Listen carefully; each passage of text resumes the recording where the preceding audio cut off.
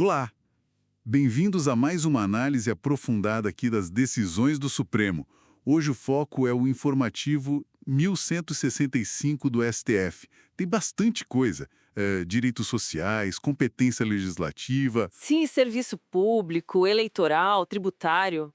Um pouco de tudo, né? Previdenciário e trabalhista também. Exato. A ideia é destrinchar o essencial mesmo, ver o que realmente impacta. Que tal a gente começar por aquela decisão sobre a omissão do Congresso?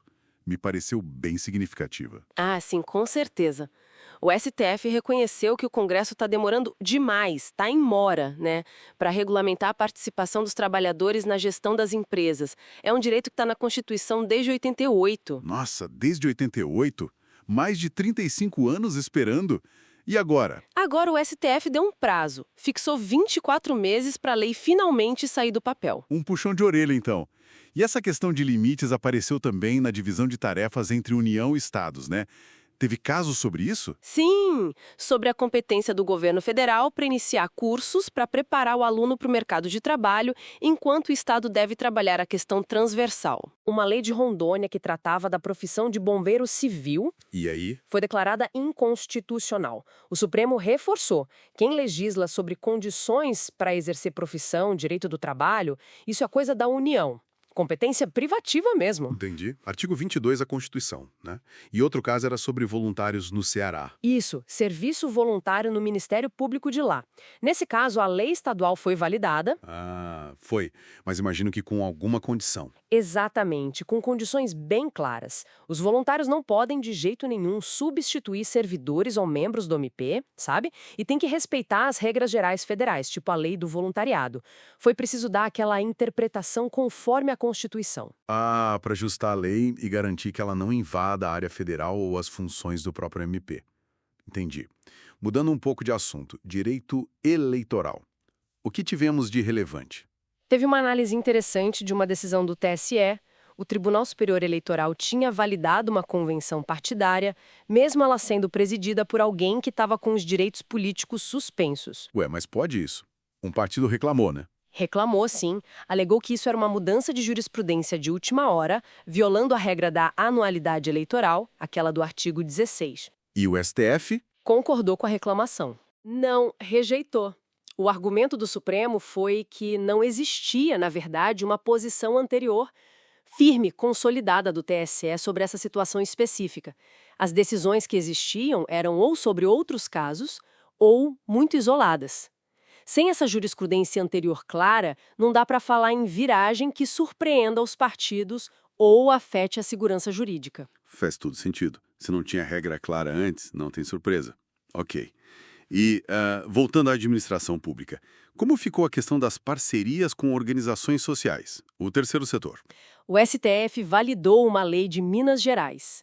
Essa lei permite que o Estado descentralize a execução de alguns serviços públicos para essas entidades, as OS. Mas quais serviços? Qualquer um? Não. Serviços não exclusivos do Estado.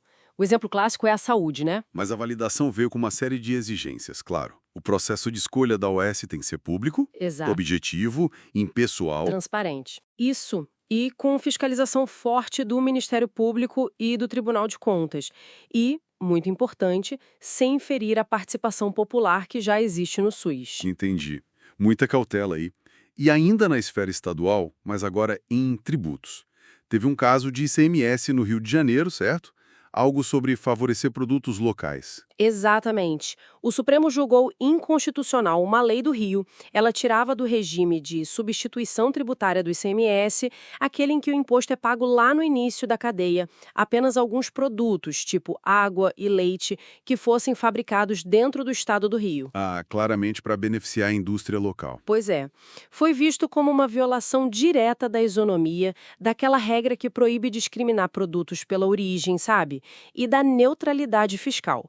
Basicamente, um protecionismo que a Constituição não permite. Claríssimo. Em direito previdenciário, decidiram algo sobre acumular benefícios? Sim, uma questão importante sobre um benefício antigo, o auxílio suplementar por acidente de trabalho da Lei de 76. Certo. E o que ficou decidido? Ficou definido em repercussão geral, tema 599, que esse auxílio só pode ser acumulado com aposentadoria por invalidez se a pessoa já tinha preenchido os requisitos para se aposentar por invalidez num período bem específico. Que período seria esse? Entre a data que a Lei 8.213, a Lei de Benefícios, entrou em vigor, e 10 de novembro de 1997. E por que essa data, novembro de 97? Tem algum motivo especial? Tem sim. Foi quando saiu uma medida provisória que proibiu expressamente essa acumulação. Então, vale a regra do Tempus Regit Actum. A lei aplicável é a da época em que o direito foi adquirido. Entendi. A lei do tempo rege o ato. Agora, vamos para um tema que sempre gera debate, né? A responsabilidade do Estado quando contrata empresa terceirizada e ela não paga os funcionários. Ah, esse é quente. É o tema 1118 de repercussão geral. E a tese que o STF fixou é bem direta. E qual é? O Estado é responsável automaticamente se a empresa não pagar? Não, de jeito nenhum.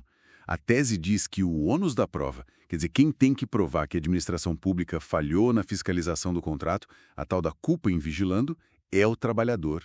Ah, então não basta a empresa terceirizada dar o calote? O trabalhador tem que provar que o governo foi negligente na fiscalização? Exatamente isso. A responsabilidade subsidiária do Estado não é automática. Precisa de prova concreta da culpa da administração. A própria decisão dá um exemplo.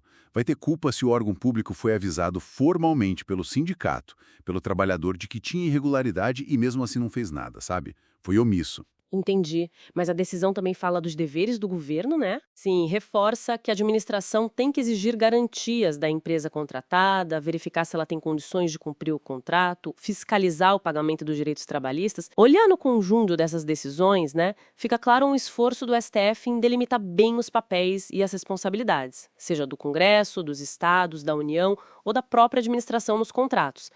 Parece haver uma tendência de exigir comprovação de falha, sabe? Afastando presunções ou responsabilidades automáticas. Fica nítido. E essa da terceirização especificamente mostra que a responsabilidade do governo não é algo presumido. Exige uma prova robusta da falha na fiscalização, e essa carga fica com o trabalhador. Isso traz talvez mais segurança jurídica para a administração, mas pode dificultar para o lado do empregado que busca seus direitos, né?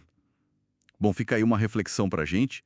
Pensando nessa decisão que deu prazo para o Congresso agir sobre a participação dos trabalhadores, será que existem outros caminhos, além dessa intervenção judicial com prazo, para fazer com que direitos constitucionais complexos, que precisam de lei, realmente saiam do papel de forma mais ágil? Fica a pergunta.